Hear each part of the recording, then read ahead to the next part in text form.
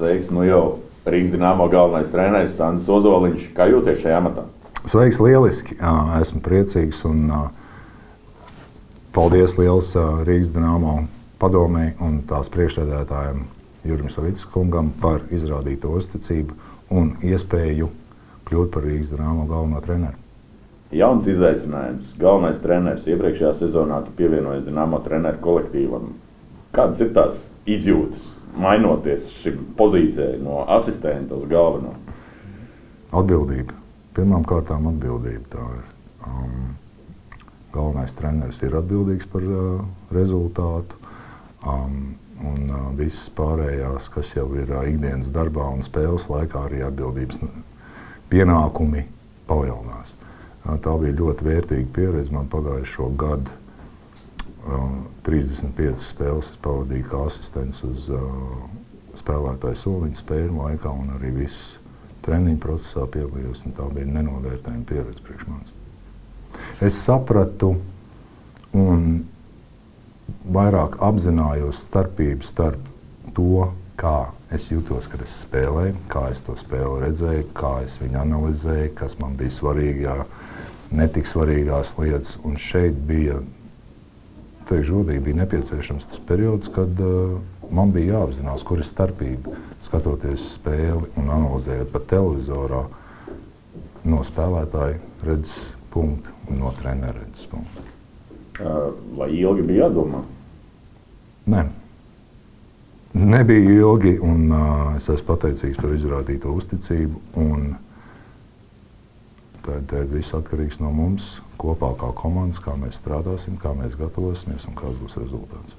Es domāju, tev savas garās, spožās spēlētāju karjeras laikā ir bijuši ļoti daudz un dažādi treneri. No katra arī no viņiem mācies. Vai ir tādi, kas tev ir īpaši palikuši atmiņā? Negribu nevienu izcelt. Es tev varu nosaukt ļoti daudz trenerus, un noteikti mans pirmais, ko es ļoti labi atceros, un Kevins Konstantīns, Marks Kraufords, Maiks Babkoks. Nedomāju, ka viņam vajadzētu īpaši stāstīt, kas ir Maiks Babkoks hokeja pasaulē, Randy Kārlails, Maiks Kīnens arī ir bijis mans treneris, Džo Kvenvils, kas tagad Čikāgā ir treneris, un, saprotams, arī Bobs Hārtlīs bija man treneris. Un no viņiem visiem es esmu kaut ko mācījies. Vai es to tanī brīdī, ka es spēlētājs uztvēru to, sapratu to, nevienmēr. Tagad esmu vecāks palicis, nosvērtāks, atzīst savus kļūdas vairāk, un līdz ar to tas viss ir bijis ļoti vērtīga pieredzes krāšana. Šī pieredze droši vien spēlētāji, lai kā arī nebūtu, katram spēlētājam, kas kļūst par treneri, vienmēr jau viņš skatās, kā es pats spēlēju, vai tu redzi Latvijas hokejistiem kaut kādus savus pēcnācējus? Tas ir atkarīgs no viņiem.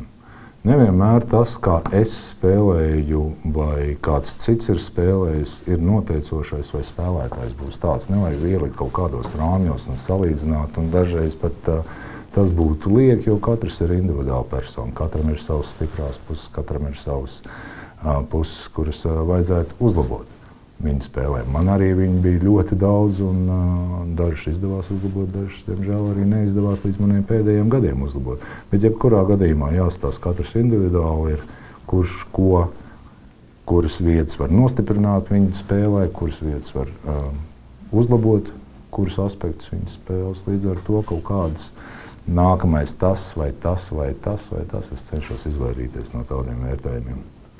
Šobrīd tu esi stājies jaunā postenī, galvenais treneris. Šeit, ka tev ir arī nosacītais darba plāns, kas ir tuvākajās dienās, nedēļās, mēneši, jo tas jau pārāk ir.